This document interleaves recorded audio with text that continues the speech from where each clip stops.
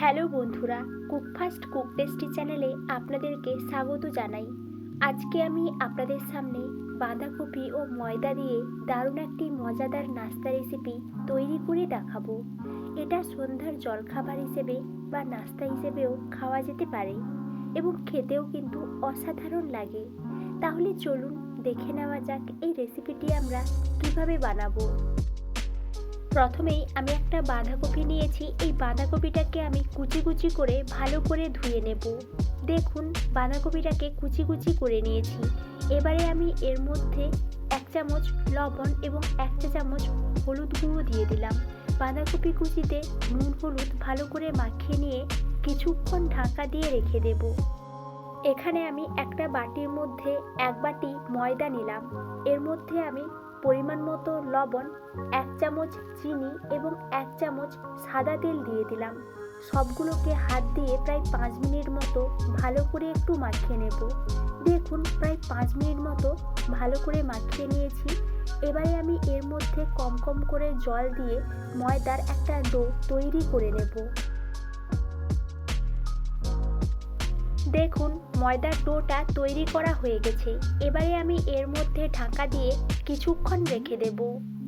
এবারে আমি gas on করে একটা কড়া বসিয়ে দিয়েছি। এর মধ্যে সরষের তেল নিয়ে নিলাম। তেলটা গরম হয়ে গেলে পেঁয়াজ কুচি দিয়ে দিলাম। পেঁয়াজটাকে হালকা করে একটু ভেজে নেব। প্রায় 2 থেকে 3 মিনিট মতো পেঁয়াজটা ভেজে নিয়ে এর মধ্যে 1 চামচ আদা পেস্ট দিয়ে দিলাম এবং আমি এর মধ্যে পরিমাণ মতো লবণ, 1/2 চা চামচ হলুদ গুঁড়ো, 1/2 চা চামচ লঙ্কা গুঁড়ো এবং 1/2 চা চামচ জিরে গুঁড়ো দিয়ে দিলাম। সবগুলোকে প্রায় 2 থেকে 3 মিনিট মতো ভালো করে একটু মাখিয়ে নিয়ে এর মধ্যে আমি গাজর ও ক্যাপসিকাম দিয়ে দিলাম। গাজর ও ক্যাপসিকামকে আমি এইভাবে কুচি কুচি করে নিয়েছি। গাজর ও ক্যাপসিকাম দিয়ে ভালো করে মশলার সঙ্গে মাখিয়ে নিলাম। প্রায় 5 মিনিট মতো মাখিয়ে নিয়ে এর মধ্যে আমি ঢাকা দিয়ে দিলাম। গাজর ও ক্যাপসিকামকে একটু ভাজা ভাজা করে নেব।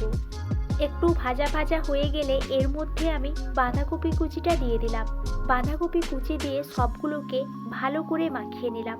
প্রায় 5 মিনিট মতো ভালো করে মাখিয়ে নিয়ে এর মধ্যে আমি আবারও ঢাকা দিয়ে দিলাম।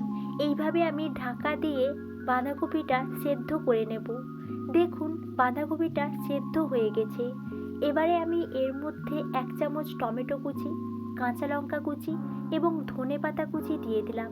সবগুলোকে আবারও 5 মিনিট মতো ভালো করে একটু মাখিয়ে নিয়ে এর মধ্যে আমি 1 চামচ সয়া সস দিয়ে দিলাম।